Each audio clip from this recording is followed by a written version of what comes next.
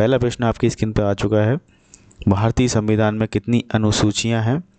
11, 12, 13, 14, 4 option है। Right answer देख लीजिए। राइट आंसर आपको कमेंट बॉक्स में बताते हुए चल रहा है। तो देखिए राइट आंसर देख लेते हैं। राइट आंसर है भारतीय संविधान में कितनी अनुसूचियां हैं, तो राइट आंसर है 12। देखिए इससे पहले अनुसूचियों की संख्या 8 थी और बाद में जो है अनुसूचियां बढ़ी और अब कुल मिला के 12 संख्या इनकी हो गई है। बढ़ते हैं अगले प्रश्न की तरफ। देखिए अगला प्रश्न है, भारतीय संविधान के किस अनुच्छेद में राष्ट्रपति के विरुद्ध जो है महाभियोग लाने की प्रक्रिया की जा सकती है? प्रश्न एक बार फिर से पढ़िए।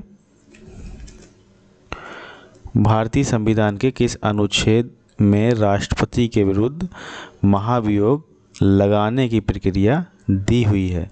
तो देखिए 4 ऑप्शन देख लेते हैं फटाफट।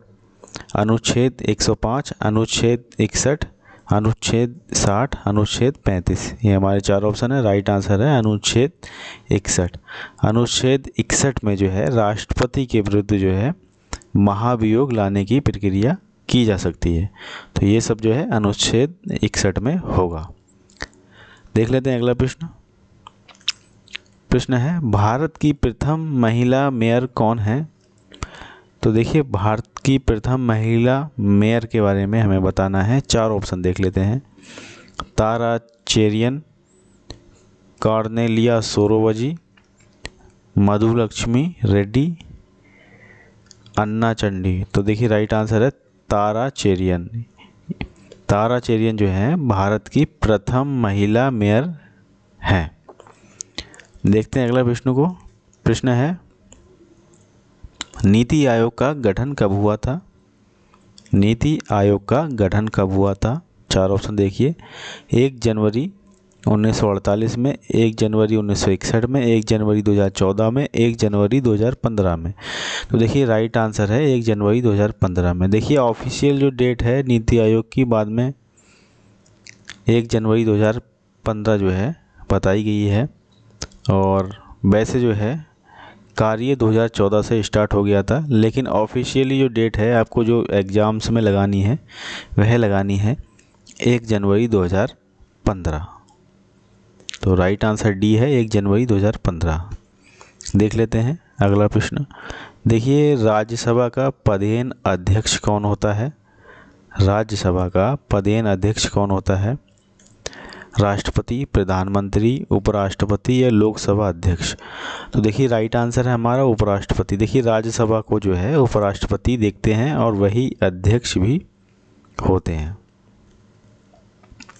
प्रश्न है, देखिए जनवरी 2019 में एक संविधान संशोधन हुआ था जिसमें सामान्य श्रेणी के आर्थिक दृष्टि से पिछड़े लोगों के लिए 10% आरक्षण की व्यवस्था की गई थी। तो ये हमें बताना है कि कौन सी जो है अधिनियम संशोधन ये हुआ था।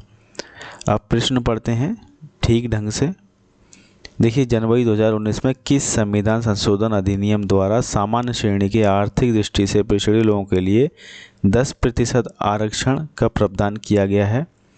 तो देखिए 102वां संविधान संशोधन, 103वां संविधान संशोधन या 100वां संविधान संशोधन या 99वां संविधान संशोधन अधिनियम?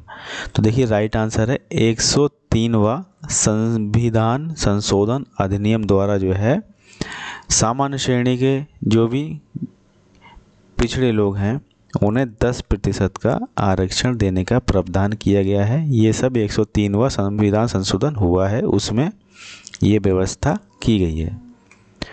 प्रश्न देख लेते हैं अगला। भारत में सबसे पहले नगर निगम कहाँ स्थापित की गई? तो नगर निगम कहाँ पे भारत में सबसे पहले स्थापित की गई? 4 ऑप्शन है। मुंबई, कोलकाता, दिल्ली, चेन्नई। राइट आंसर है मुंबई। मुंबई में सबसे पहले नगर निगम व्यवस्था जो है स्टार्ट की गई थी। देखिए संसद के दोनों सदनों का सत्रावसान करने का अधिकार किसके पास है?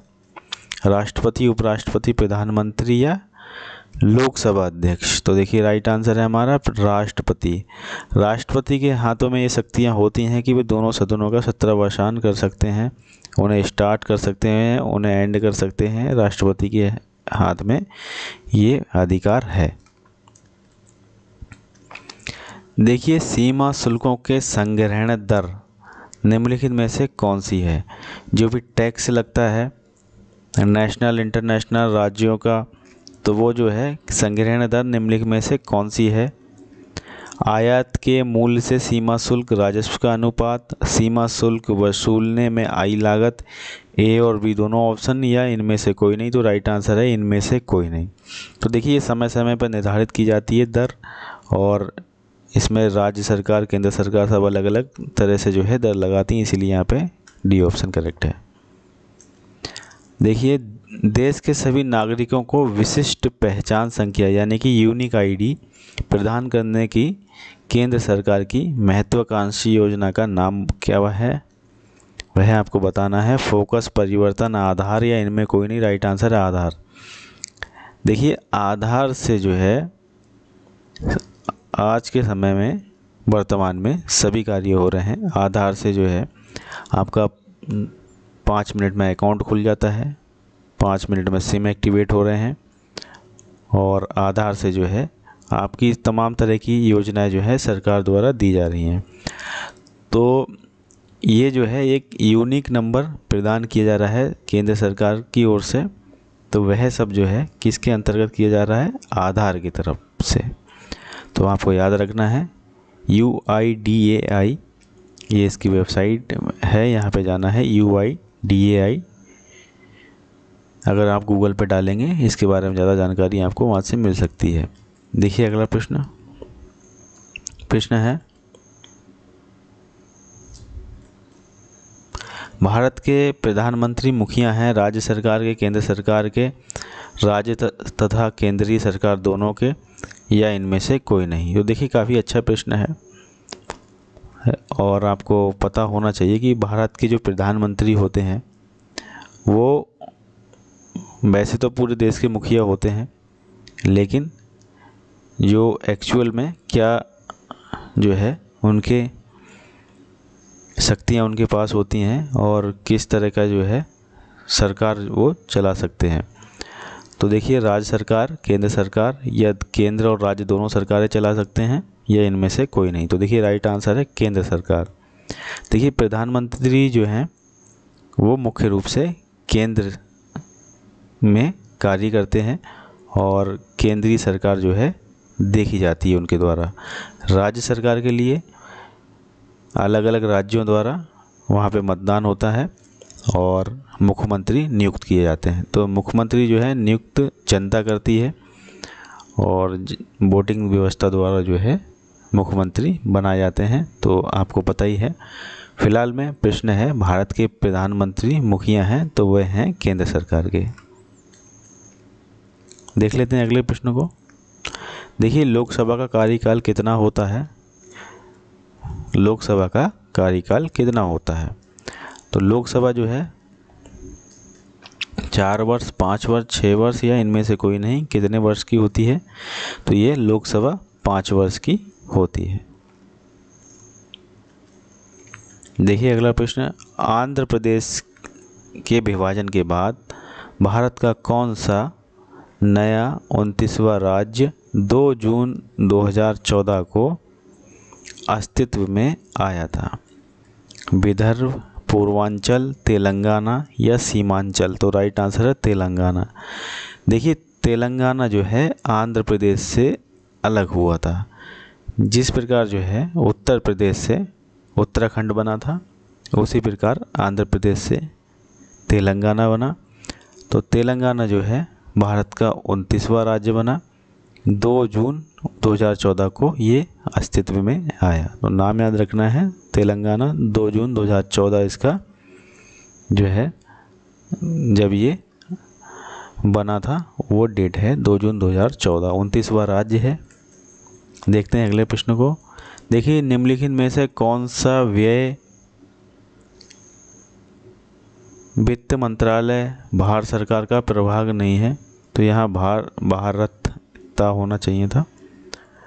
तो देखिए, व्यय विभाग वित्त मंत्रालय के अधीन होता है और भारत सरकार जो है इस पे भारत सरकार के अधीन होता है ये।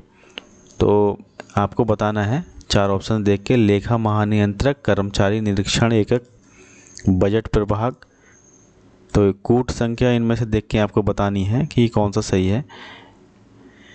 कि जो व्यय विभाग है वित्त मंत्रालय के अधीन और इसका प्रभाग यानी कि इसका विभाग, इसके अंतर्गत कौन से ऑप्शन से नहीं आते हैं, लेखा महानियंत्रक, कर्मचारी निरीक्षण एकक या बजट प्रभाग।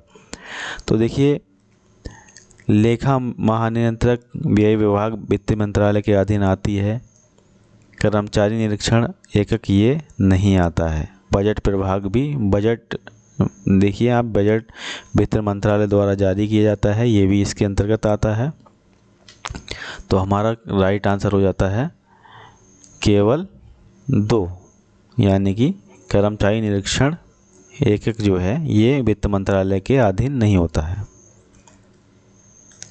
देखिए, भारत में संविधान सभा का गठन किसकी अनुशंसा से हुआ था?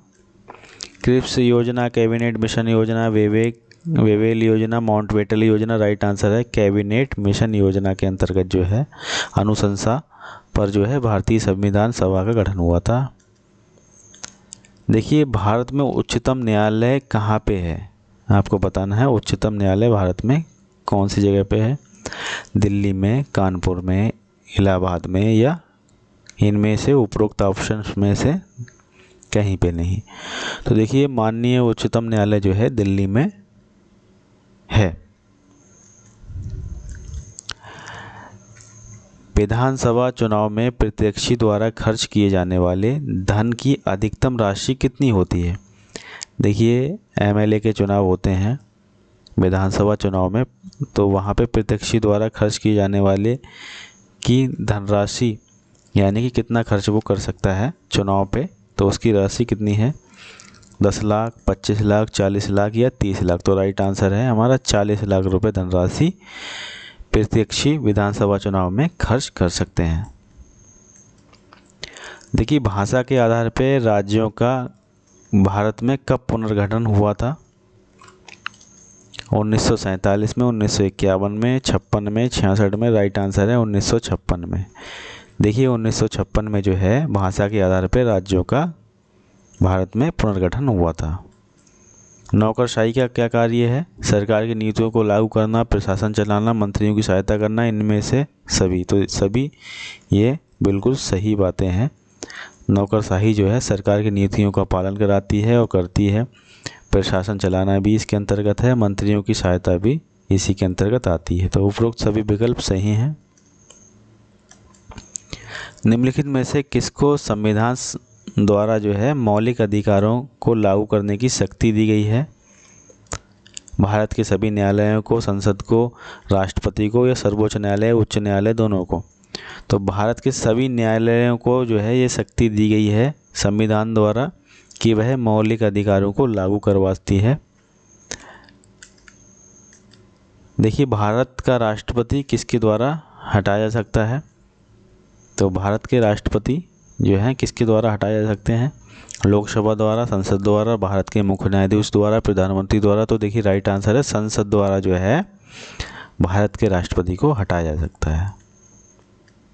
निम्नलिखित में से कौन सा विषय समवर्ती सूची में है? तो समवर्ती सूची में कौन सा है? कृषि, शिक्षा, पुलिस या रक्षा?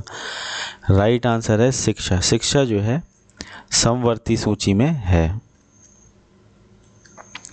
जिस समिति की सिफारिश पर भारत में पंचायती राज की स्थापना हुई उसके अध्यक्ष कौन थे? तो देखिए, पंचायती राज की स्थापना हुई थी उस समिति के अध्यक्ष आपको बताना है अशोक मेहता, डॉक्टर इकबाल नारायण, बलवंत राय मेहता, जीवन राय मेहता। तो राइट आंसर है बलवंत राय मेहता। देखिए, लोकसभा में राज्यवार सीटों का आवंटन सन 1971 की जनगणना पर आधारित है। ये निर्धारण किस वर्ष तक यथावत रहेगा? 2031, 26, 21 या 11? तो राइट आंसर है 2026 तक। देखिए, भारत में पंचायती राज व्यवस्था सर्वप्रथम राजस्थान और एक अन्य राज्य में प्रारंभ की गई थी, उसका नाम हमें इन विकल्पों की सहायता से बताना है। देखिए हरियाणा, गुजरात, उत्तर प्रदेश या आंध्र प्रदेश। तो देखिए राइट आंसर है उत्तर प्रदेश, आंध्र प्रदेश। देखिए सबसे पहले भारत में पंचायती राज व्यवस्था आपको याद रखना है। आपका लेखपाल का एग्ज़ाम होगा, एसआई का भी होगा, तो इन सब में जो है अधिकतर ये प्रश्न पूछ लिया जाता है, क्योंकि पंचायत से रिलेटेड होता है और अधिकतर ग्रामीण क्षेत्रों में लेखपाल का कार्य होता है, तो इसमें अधिकतर आपकी संभावना है इस प्रश्न को पूछने की। भारत में पंचायती राज व्यवस्था सर्वप्रथम कहाँ प्रारंभ की गई थी? तो सबसे पहले राजस्थान में प्रारंभ की गई थी, इसके साथ साथ जो है आंध्र प्रदेश में भी प्रारंभ की गई थी। तो ये 2 राज्य थे सर्वप्रथम यहाँ पे पंचायती राज व्यवस्था लागू की गई थी। अगर सिंगल ऑप्शन पूछा जाए तो आपको राजस्थान लगाना है। तो देखिए फ्रेंड्स, यहाँ पे 25 प्रश्न आपके सम्मिलित किए गए थे इम्पोर्टेंट जीके के, और सभी प्रश्न महत्वपूर्ण थे। जल्दी जल्दी कराने का प्रयास किया है, ज़्यादा समय भी आपका खर्च नहीं कराया है। तो कम समय में ज़्यादा तैयारी के लिए जो है हमारे चैनल से आप जुड़ सकते हैं। जुड़ने के लिए चैनल को सब्सक्राइब कर सकते हैं। वीडियो अच्छा लगा है तो लाइक कर सकते हैं, दोस्तों के साथ शेयर कर दीजिएगा। बहुत बहुत धन्यवाद आपका। समय बहुमूल्य है, सदुपयोग करें। बहुत बहुत धन्यवाद आपका। मिलते हैं किसी और वीडियो में।